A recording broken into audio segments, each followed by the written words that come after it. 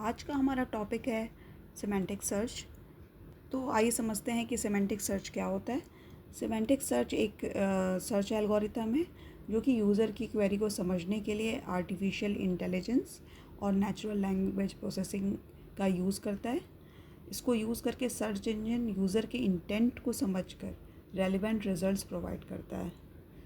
User ने query किया, यहाँ पे हम डेटा कलेक्ट करते हैं, इंटेंट और कंटेक्स्ट की अंडरस्टैंडिंग बनाते हैं एंड देन यूज़र को रिज़ल्ट रिटर्न करते हैं based on the user query.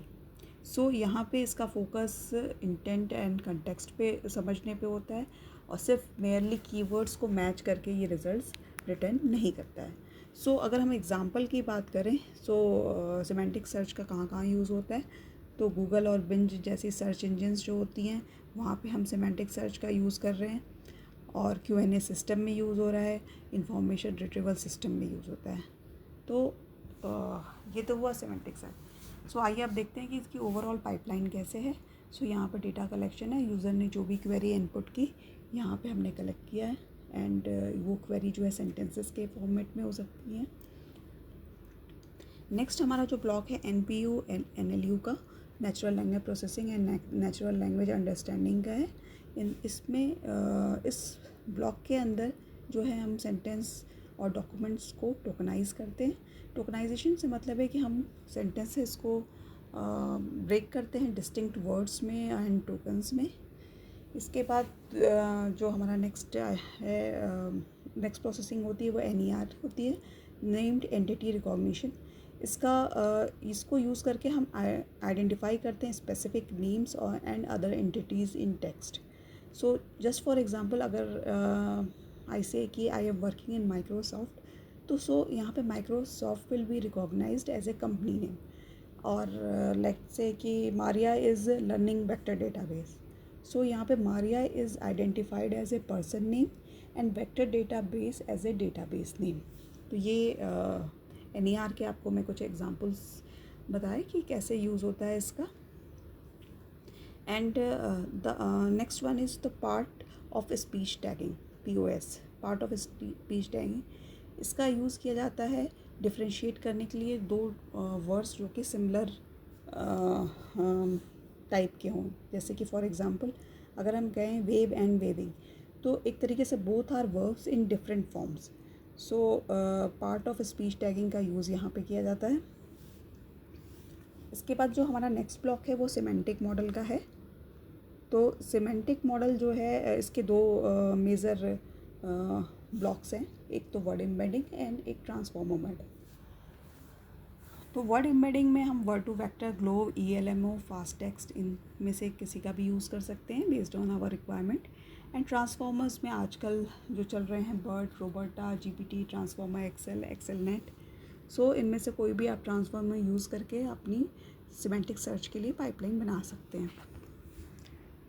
तो इस पर वर्ड एम्बेडिंग वाले ब्लॉक का क्या रोल है कि ये क्या करता है कि जो सेंटेंसेस में वर्ड्स होते हैं उनको एम्बेडिंग्स में रिप्रेजेंट करता है। एम्बेडिंग्स में रिप्रेजेंट करने का मतलब कि इनको एक न्यूमेरिकल वेक्टर फॉर्मेट में रिप्रेजेंट करता है।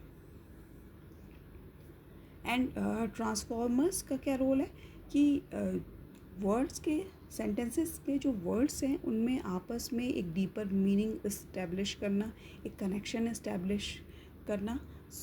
जब हम सेंटेंसेस में जो यूज़ किए गए वर्ड्स हैं अगर हम उनमें एक दूसरे से कनेक्शन इस्टेब्लिश कर पाएंगे, देन हम जो आजकल जनरेटिव AI में जो जनरेटिव कैपेबिलिटीज़ हैं, टेक्स्ट जनरेट करना, पिक्चर इमेजेस जनरेट करना, ऑडियो जनरेट करना, वो हम इसको यूज़ करके कर पाएंगे।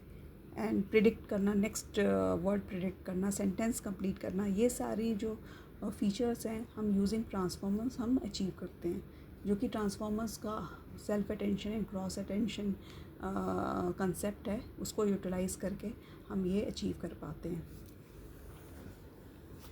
एक बार एम्बेडिंग्स जनरेट हो गई तो नेक्स्ट हमारा जो स्टेप है दैट इज़ इंडेक्सिंग। इंडेक्सिंग क्या होता है कि एक बार एम्बेडिंग्स रेडी हैं हमें इसको वेक्टर DB में इंडेक्स करना। वेक्टर DB जैसे फॉर एग्जांपल आप क्रोमा DB और पाइनकोन DB एट्सेट्रा और भी बहुत सारे डीवीज़ हैं जो कि आप यूज़ कर सकते हैं। सो तो इसको हम इंडेक्स करने का मतलब ये हुआ एम्बेडिंग्स को कि हम एफिशिएंट सर्चिंग मेथड एनेबल कर रहे हैं ताकि यूज़र की क्वेरी को हम एफिशिएंटली सर्च कर पाएँ अपने डीबी में, एंड जो यूज़र को उसके क्वेरी के अकॉर्डिंगली, उसके कंटेक्स्ट के अकॉर्डिंग, उसके इंटेंट के अकॉर्डिंग हम सर्च रिज़ल्ट रिटर्न कर पाएँ। और वो कब पॉसिबल होगा, जबकि जो भी हमारे पास huge amount of data present है फ्रॉम अक्रॉस द इंटरनेट, उसको हम फास्ट सर्च कर पाएँ, एंड फास्ट सर्च करके हम वहाँ से डेटा रिट्रीव करके, क्वेरी के बेस पे डेटा रिज़ल्ट रिट्रीव करके हम उसको यूज़र को रिटर्न कर पाएँ। So this is the overall explanation for semantic search. I hope कि मैंने जो semantic search एक्सप्लेन किया आपको समझ में आया होगा। अगर कोई डाउट्स हैं या कोई क्वेरीज़ हैं तो प्लीज़ कमेंट सेक्शन में पोस्ट करिए।